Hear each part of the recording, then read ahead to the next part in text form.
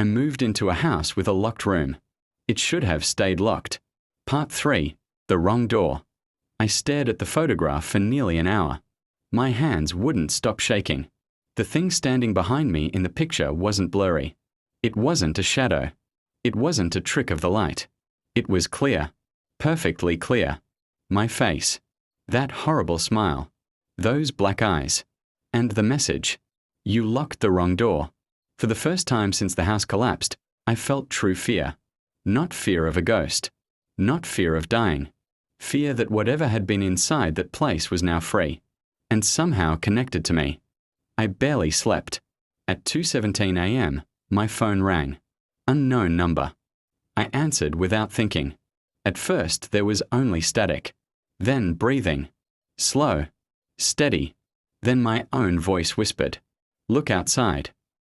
The call disconnected. I walked to the window. The street was empty. Or so I thought. Then I noticed a figure standing beneath the streetlight, watching my apartment. Motionless. The same unnatural silhouette. The same tilted head. And then, slowly, it raised one hand and waved. I shut the curtains immediately. The next morning, the figure was gone. But the nightmare wasn't. Over the following weeks, people around me started acting strangely. A coworker greeted me one morning and asked if I was feeling better. I told him I was fine. He looked confused. "You sure? You were here last night." My stomach dropped. I hadn't been there. I was home. Alone. Then he showed me security footage. The video showed someone entering the office after midnight. Someone wearing my clothes. Walking like me. Moving like me. Looking exactly like me. But when the figure reached the camera, it looked up and smiled. That impossible smile. I quit my job that day. Wherever I went, reports followed. People claimed they'd seen me. Cities I'd never visited. Places I'd never been. Hotels. Gas stations. Restaurants. The sightings kept spreading. It was as if something was wearing my identity. Learning how to be me.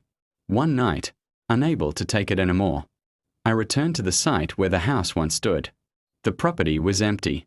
Just a huge crater where the foundation had collapsed. The air felt strangely silent. No birds. No insects. Nothing. I stood there for several minutes.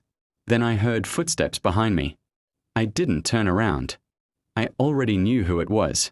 "Why are you doing this?" I asked. The answer came in my own voice. "Because you left." I turned slowly. The creature stood only a few feet away. Closer than ever before. Its appearance had changed. It looked more human now. Almost normal. Almost. I don't understand. The thing smiled. "You were never supposed to leave." The words made no sense. Until suddenly, memories flooded my mind. Fragments. Pieces. Things I had forgotten. Or perhaps things that had been hidden from me. I remembered being a child. Standing in that same house. Standing outside the locked room. I remembered voices. Arguments. Fear. I remembered being a child. Standing in that same house. Standing outside the locked room. I remembered voices. Arguments. Fear. And then I remembered something else. I had lived there before. Years ago. Long before the house was sold. Long before I bought it. My family had owned the property. The realization hit like a truck. The house hadn't chosen me by accident. It had always been waiting for me. The creature stepped closer. Its smile faded. For the first time, it looked sad. Almost human. Then it spoke. The room wasn't built to keep me in. I froze. It was built to keep me out. Everything suddenly made sense. The warnings. The scratches. The tapes. The chains. The previous owners. They weren't trying to imprison a monster. They were trying to protect the world from something that had escaped.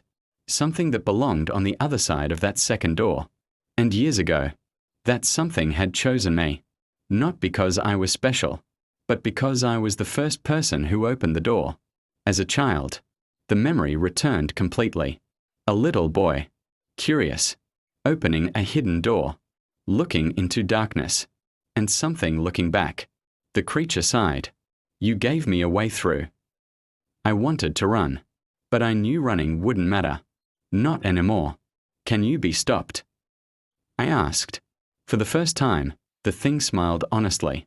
Not cruelly. Not mockingly. Almost sadly. No. The wind suddenly picked up. The sky darkened. The crater behind us began to shake. The ground cracked open. Deep beneath the earth, something moved. Something far larger than either of us. The creature looked toward the opening. Then back at me. I was only the first. A sound echoed from the darkness below. A sound so deep and unnatural that my entire body went numb.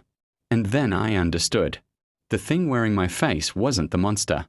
It was merely what escaped first. Something much worse still remained below. Waiting. Watching. Learning. The creature stepped backward toward the crater. Before disappearing into the darkness, it said one final sentence. The same sentence that still haunts me today. If the second door ever appears again. It smiled. Don't open it. Then it vanished. The ground sealed itself. The wind stopped. Everything became silent. That was 10 years ago. I've never seen the creature again. But every few months, I receive a photograph in the mail. No return address. No explanation. Just a picture. Sometimes it's a forest. Sometimes a hotel. Sometimes an empty road at night. And in every single photograph, hidden somewhere in the background, there is a door. A door that wasn't there when the picture was taken. A door waiting to be opened. Last week, another photograph arrived. This one showed my house. My current house.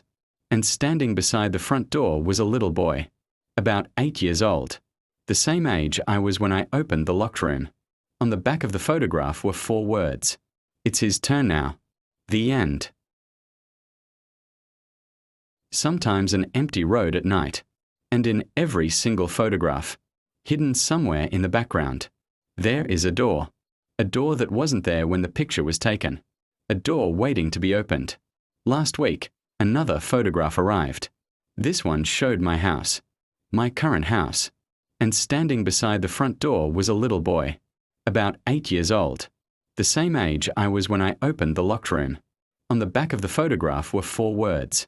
It's his turn now. The end. This ending closes on the main mystery while leaving a chilling final twist that suggests the horror may continue. With a new victim. Which is the story ends.